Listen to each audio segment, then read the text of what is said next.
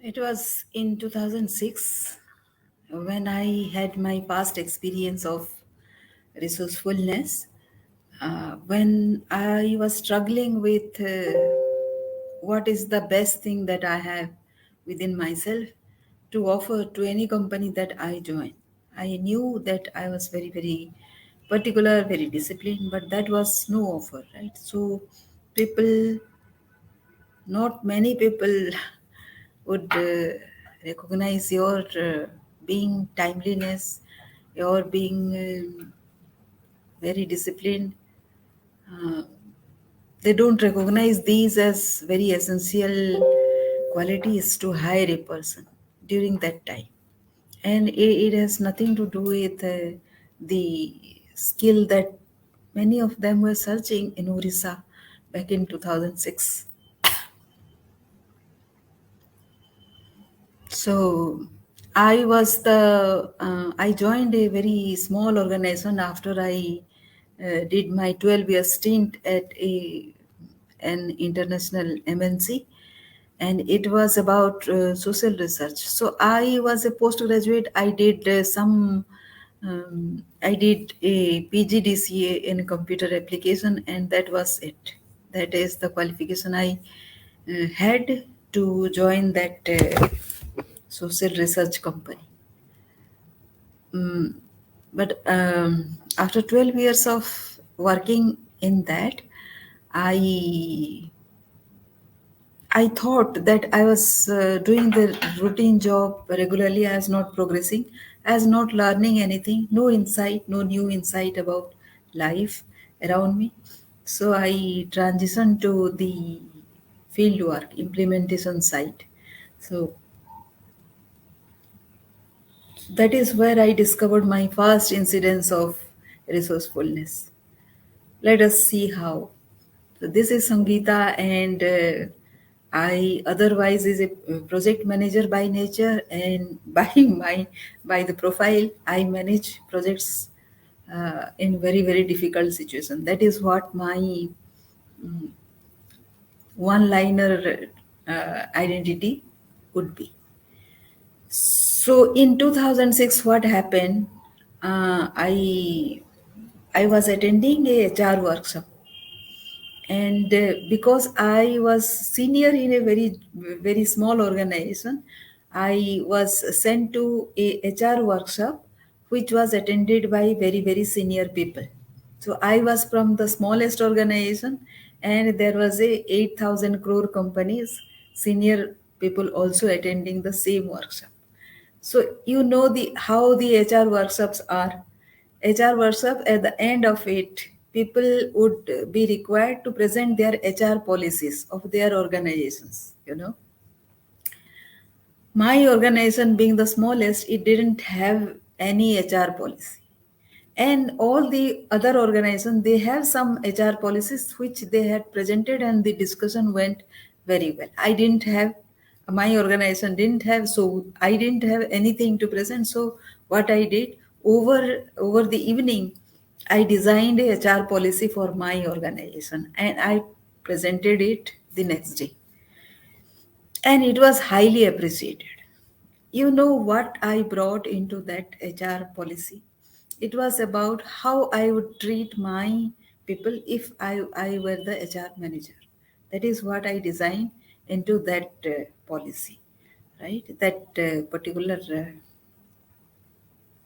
policy. And after that, I was, so for 2 years, I did nothing. For 2 years, I didn't do anything about it. I didn't even remember that I had presented that one. It was one of those workshops which every of us perhaps attend and do something extraordinary. There are very sweet memories of every workshop that we attend, and so it was a very sweet memory for me. But after 2 years, when life was such that I had to go to a very big organization, because I was thinking the facilities in a very small organization is very limited, although you become a very senior person. Now what to do? I applied to the biggest organization that were there in that HR workshop, and Based on my presentation that day in that HR workshop 2 years before, I was recruited, although I didn't meet any of their criteria. I was not an MBA, I was not a PhD. I didn't have anything, any experience of microfinance or whatever they were doing. But because I presented a HR policy in that workshop, not being any HR person, I am not a HR person, although everybody nowadays, whenever I present something, people say that I am a HR person. I am not. But I have, after I joined that big organization, I have managed 18,000 people. I have trained them without any HR qualification. Just because I teach and I solve HR problems from my heart. I can I can sense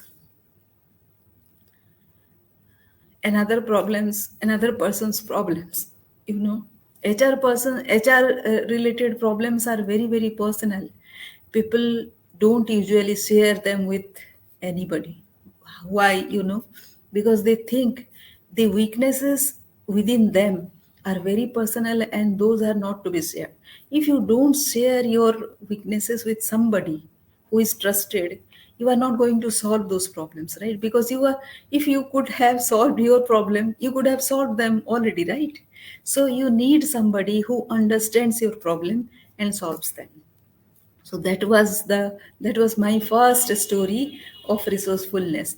And in these years, in these 12 years, I have trained 18,000 people, and both illiterate and literate people who have been MBAs, PhDs, and people who haven't had the chance to go to school as well.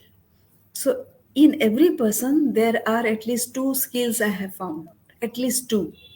Beforehand, from childhood, each of us are taught that everybody is unique on this earth. Do you realize that? I have seen that in my own eyes.